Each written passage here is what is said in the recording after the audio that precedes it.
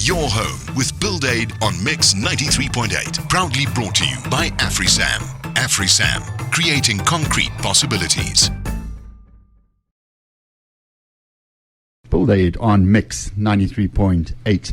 Chatting to Gary Kolevsohn and Richard Vaughan. Guys, thanks so much for coming to chat to us. Thank you, Graham. From the company StudioMatrix. Where do you operate from? We're based in Design Quarter in Fourways. That's that like really cool shopping centre. It's a great, it's open. Yeah. It's an open centre. So you've got fresh air, you can feel the climate. I know another architectural practice that operates from there that's pretty good too. And I think Simon, the architect that runs our desk. Okay, let's get into understanding what home automation is. You know, maybe people are thinking it's sort of a garage door or part of my motor car or something.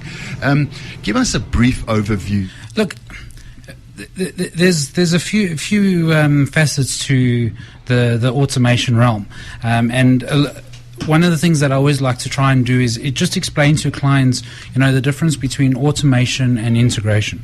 But effectively, yes, automation is bringing all the elements within the house. Nowadays, most things are smart controllable, and just bringing everything together, being able to control it by one central interface. So if you had a smart device, for example, it's now going to enable you to control your TVs, control your lighting, control your audio system. So it's now taking all these items that would generically be individuals, and you'd have all these touch panels for it. It just combines all that together. So that's, in a nutshell, is pretty much what the automation is, just taking everything and controlling it with one device. You can get these apps now for your phone that you can control different devices in your home. Would you be able to control devices in home automation from your phone? Most definitely. So nowadays you'll find that a lot of products would have their own application. So that anything that has its own application is in some form controllable. So what we basically do is then take that under one single application. So instead of having an application for your TV and for your security system, and it just brings it into one application. But yeah, most things nowadays are some form of smart controllable, definitely. Gary, you started out in audio and visual years ago, and you've moved out now into a highly technical, automated space. How fast does this technology come about? Is it something that you got to check on every day? Things have changed with the internet. More people getting access to internet gives you more access to smart devices. So one running a standard home theater with 5 speakers and a subwoofer, you're now running 5 speakers and a subwoofer plus what we call a zone 2. Zone 2 being different music in a different area.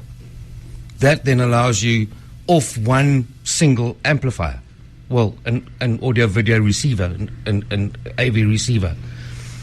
That allows you to have music on the patio while the kids are watching cartoons inside. It also allows you to have different volumes while you're enjoying yourselves outdoors.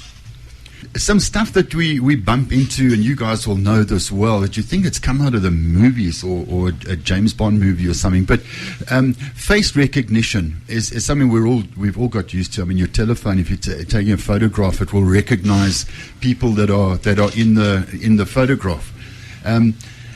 When you walk into a home, is it possible that a camera picks you up and recognizes your face and knows that you're Dad, and Dad's television show or music or whatever is XYZ, and it turns it on? Look, there's always a possibility. There's only two limitations. One is imagination, and one is budget. And my imagination, and most people's imagination, has no limit. Otherwise, we wouldn't be progressing and moving forward in technology. So I do believe, other than from the security point of view, that within the next few years, definitely, we're going to move to an age where everything is, all your banking and, all your security features like that are all based off facial recognition. So by all means, there's definitely no reason why we can't do it. Yeah. Gets quite scary, actually. Let's see how Kay's doing and the guys out there on this hotel. Well, everybody remembers the hotel I'm talking about, except for one person, and it's not the President Hotel. Dirk did say that he thinks he knows what the next song is. Sorry about the blip. We had a little bit of fun with the computer in the studio. And Dirk, it's not that song. It's going to be something different. So we're looking for a hotel. It was one of Africa's preeminent hotels in town. It was an inverted Y-shaped building, and it opened in 1972. And some of the guests that stayed there include Henry Kissinger, Hillary Clinton, Margaret Thatcher, Whitney Houston, and Mick Jagger. So if you know what hotel we're talking about, SMS us on 41348. Sure, Hillary Clinton must have been a kid then. She probably was.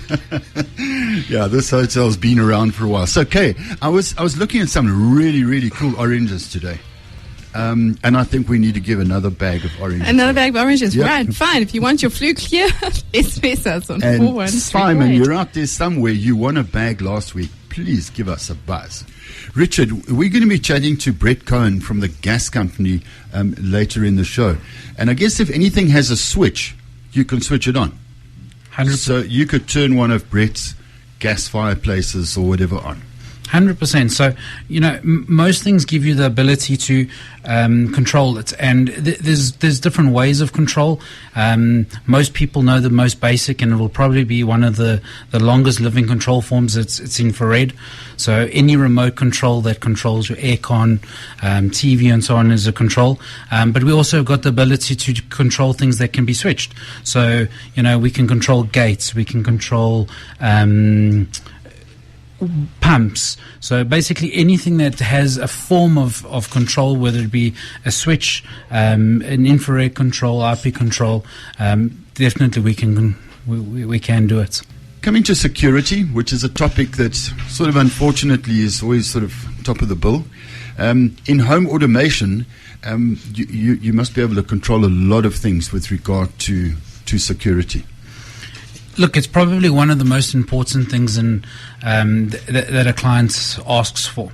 And unfortunately, because of the day and age that we live in, it's a place where clients are happy to spend money. So security is definitely integrating CCTV, the ability to be able to log in within the house, but also log in remotely. To be able to see what's happening at the house, being able to access your alarm system, so you can log in, see what the alarm system is doing. Is it active? Are there any zones that have been bypassed by somebody within the house that shouldn't be? And then it comes to another thing. So where now you've received this message or email to say, listen, your alarm system has gone off. You're now able to log into the house, view the cameras, turn lights on to see, what's going on if it happens to be at night, deactivate and reactivate the alarm system. And all this can be done anywhere in the world. So you can be traveling, and a lot of people like to, businessmen who like to travel, they like to be able to see what's going on at home, and it's all done on a secure basis because it's an application that has a secure network. So you're logging into this network, viewing what's going on at home, being able to see. So definitely security is probably the most important thing that most people look at when considering automation. I don't want to say goodbye to you guys just yet, but I'm going to chat to Brett Cohen from the gas company just now, and then we'll say cheers in a little while. And I'm sorry to rush things a bit, but I'm just looking up at the clock and I'm starting to take chances here. We're also at the time of the show where our engineer architect Simon Cretney shares factoids with us, and a factoid, if you don't know, is something you don't need to know anything about. Complete rubbish, in other words, Gary. Richard. Okay, so this one, I couldn't find anything on home automation, but this one does touch slightly on it, and it says, the Empire State Building is designed to be a lightning rod and is struck by lightning roughly 100 times each year. And I know that home automation systems are pretty lightning sensitive, and maybe you just want to plug on that sometime along the line, Graham. So, yeah. So that's where Superman gets his strength. Something like that, yeah. Yeah. BuildAid on Mix 93.8. BuildAid on Mix 93.8. I've got Gary Kolevsohn back in the hot seat here from StudioMatrix, and Brett Cohen is still with us on gas. And I want to chat to him about planning. Gary and Brett, both your products or your installations or services involve proper design, proper planning, and something that's not ideal to be putting your roof on or plastering the walls and you go, oh, I need gas or I need home automation. Do you guys connect a lot with architects? Gary, let me aim it at you first. From our side, we work with the architects all the time. So we work with the architect, the electrician, the builder, the homeowner. The most expensive conduit in your home is the one you never put in. Yeah. 100%. And Brett, I mean, you're not talking about conduits, you're talking about pipes, but it must be exactly the same thing. Yeah, a lot less actually, to be honest with you. Gas geysers are becoming quite popular, but we're very often seeing them being put in at the 11th hour, so on constraints. Either there isn't enough electricity or the builders, it's a new, in South Africa, it's a new sort of technology. So guys are just becoming aware of it, so a lot of the planning's already gone into place when they're putting that in. We are starting to see a lot more of it happening at the architectural phase and at the planning phase, but most of our stuff is still retrofitted. Yeah, it's actually quite scary. We run a seminar with Century Property Groups for homeowners, and I think we've had nearly 600 homeowners come through the different seminars, and it's all about planning. And at each seminar we chat to companies like yourselves, kitchen companies and so on. We just don't spend enough time planning, and there's no good reason why we don't.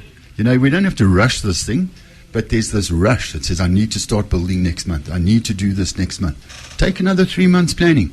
Your project's going to land up much, much, much better. Yeah, look, the building process is a frustrating process. People underestimate sort of how long it is, how long it takes. And you're absolutely right. People, it's such a novel thing. You want to get stuck in as soon as you can, and then you sort of tend to skip some of the planning steps. And exactly what you're saying, you end up with a scenario. Easy Life Kitchens, they're one of the popular brands out there. Have some fairly scary stats. On average, that homeowners only contact them and make final decisions after the roof's on. And so much revolves around a kitchen, home automation, gas, electricity, ceilings, tiling. It seems absolutely crazy. And we have architects using 3D modeling nowadays and all sorts of other amazing technology. There's just no excuse not to plan properly. There isn't. I can't really tell you where the problem lies, to be honest with you, because I think people do. They get very excited. They put a lot of effort and energy and sort of and dreams into the planning phases of their houses, but they don't seem to get some of the more important facets right. Yeah. I don't know where it goes wrong, to be honest with you. Yeah, and from our side, you're looking at future flexibility, because you can't future-proof. The way IT is moving is just moving too quick. Yeah. So if you've got everything to the right points, running back to a central hub, which is where it's going, you can pretty much cover most of it. Yeah. Okay, so who won the bag of oranges? Dirk. Oh, no, sorry, what's the answer? We didn't tell anyone the answer, the Carlton Hotel, but everyone knows that. And just a shout out to Famani, Michael, and Haley, who got it right just now. But Dirk, you're going to get a fresh bag of oranges. Well done to you. And the restaurant we were talking about is the Three Ships. Great stuff. Just two quick ones. Gary sent an SMS in about the SABS mark and all that's a bit of a mess. Yes. There are a lot of importers, there are a lot of South African manufacturers that are actually battling with the system. And I'm not quite sure what the answer is. So there may be very good quality stuff out there that should have a stamp on it, and it's either costing too much or they just can't do it. So yeah, I think everybody or a lot of people out there are aware of that problem. Unfortunately, the law is the law, the regulations are regulations for the moment. And then just one last one, Gary. Brent sent in an SMS about his fish tank and automation of a fish tank. Sure. Could you put a speaker in there? Or? Sure. Yeah, when his fish start synchronized swimming, we'll put a speaker in. Gary and Brett, thank you so much for joining us. And to Richard, who hasn't got a mic in front of him, thank you guys so much. And thanks to Kay and to Simon looking after the desk, and Ian doing all the video work behind the scenes. And thank you to all of you. We do this every Wednesday between 6 and 7. Up next is Adam Ford Cortina. Ciao. BuildAid with BuildAid on Mix brings you all sorts of interesting info about building. Graham Alexander chats to different guests every Wednesday evening between 6 and 7. Proudly brought to you by AfriSam. AfriSam, creating concrete possibilities.